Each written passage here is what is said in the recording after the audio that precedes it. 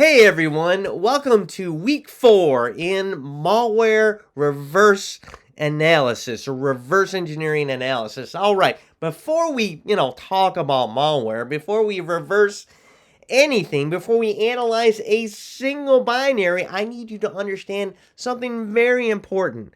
This class is not about tools.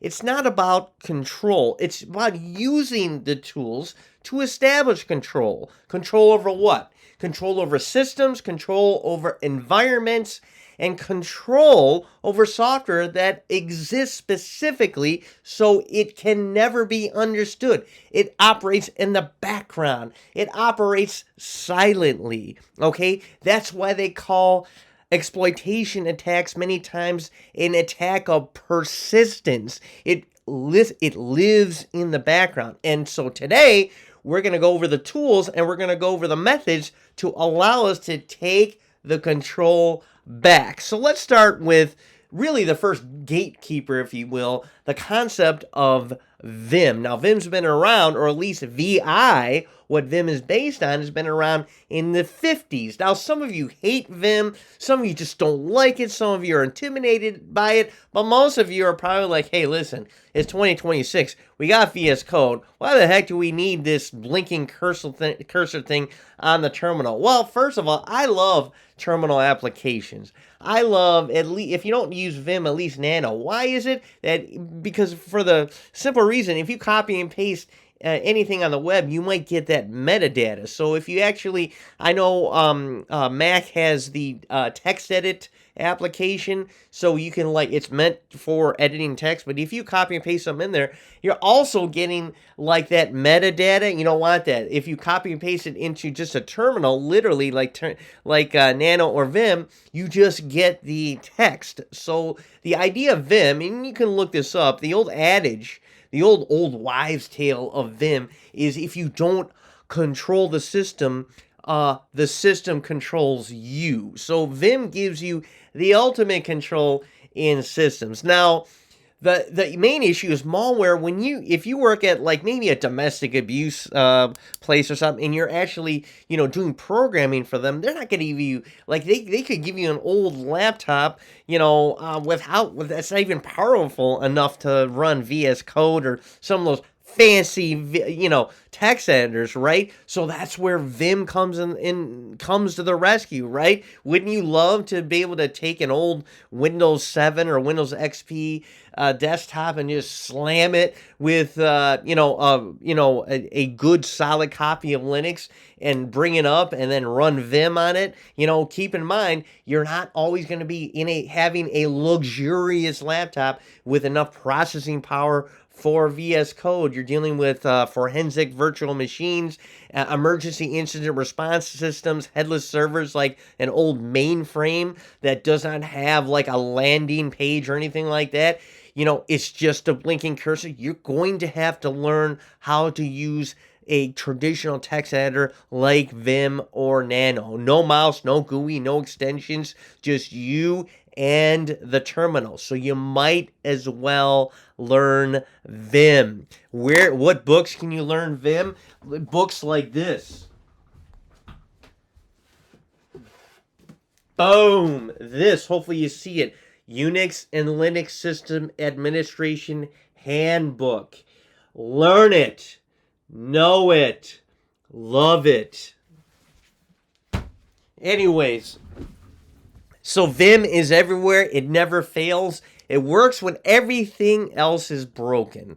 Now moving on to the next set of topics this week in this week's course shell, we're going to once again be tasked with using Debian 12 as a virtual machine because, as I said before, malware isn't a theory problem. It's more like a containment problem, okay? We have to remember, when we're opening malware, we're opening files that don't want to be opened. They're hostile. They're unknown binaries.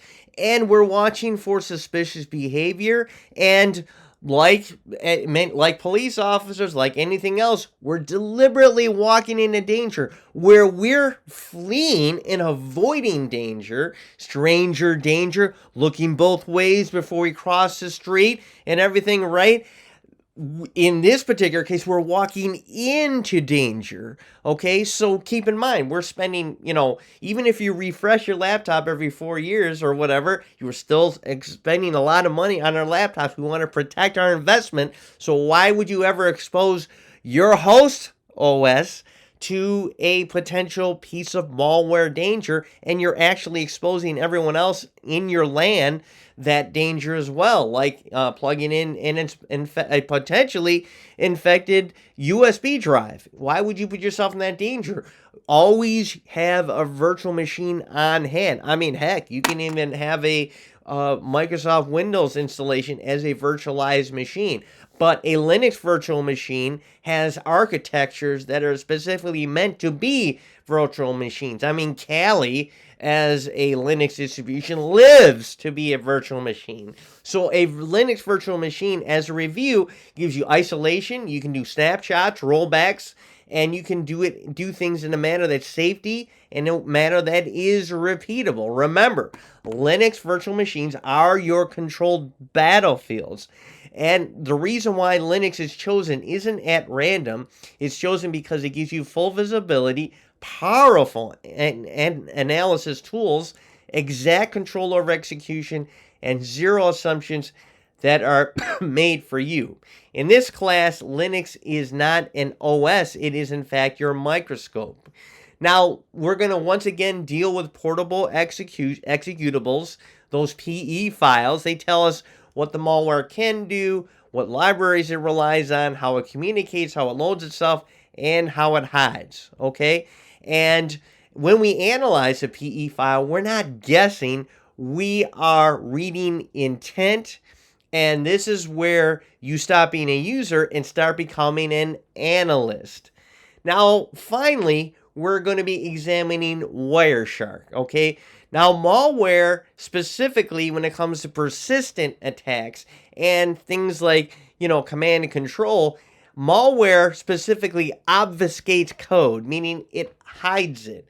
Malware can encrypt binaries and malware can hide strings, but here's the rule. If the malware does a callback like through command and control, it's going to leave a track. It doesn't matter where it goes, it's going to leave a track, like if you track something in the snow. And Wireshark is a tool that will listen. It shows you who the malware connects to, when it beacons, and what protocols it uses. It also shows the data that's leaving the system, and it also gives us clues whether or not the command and control symptom actually exists. So the code tells you, when we examine the code, whether we do it statically or dynamically, it shows us what the malware might do. The network traffic, on the other hand, tells us what it actually does. This is where assumptions die and evidence wins. So remember this. Remember this chain. VM or Vim gives you control. Linux virtual machines give you the safety. PE analysis gives us the understanding. And Wireshark gives us the truth. Okay, so the real reason why we talk about Wireshark in this class, one of the things we're trying to do is we're looking for callbacks. Now, more about the notion of callbacks and the nature of command and control, in just a second. I just wanted to talk about the notion of command and control is a set of theories. So think of malware itself like a burglar. Somebody trying to break into your house at night. But remember, breaking into a house is dangerous, but a burglar, let's say, who stays on the phone with their boss the entire time, is even more dangerous. Now, when a burglar stays in contact with a central office or his boss, that's what we call command and control. A command and control concept is how attackers talk to the malware that they've planted.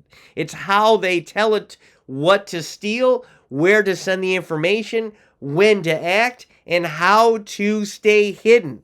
Now, here's the important part. Malware isn't powerful on its own. Attackers, however, are. The command and control is the pipe or the connection between the malware and the attackers. Think of the command and control as an information superhighway. It's more like a collection of individual exploitations all rolled into one. First, the victim unwittingly downloads the piece of malware, and the malware is able to connect to a central communication, and that connection still persists even after the victim reboots his computer. Let's say he turns it off to go home for the day and turns it back on when he comes back the next day to start his shift. But the persistent connection is still there. And the moment the malware communicates, it leaves evidence, patterns, and trails. And when the defenders find that communication and shut it down, the attacker loses control. No commands, no updates, no data leaving the system. So command and control is where the attacks live and where the defenders win. Now let me bring it up another notch. Let me ask you something. When malware is just sitting on a computer, is it dangerous? And you might say not really, and you're right.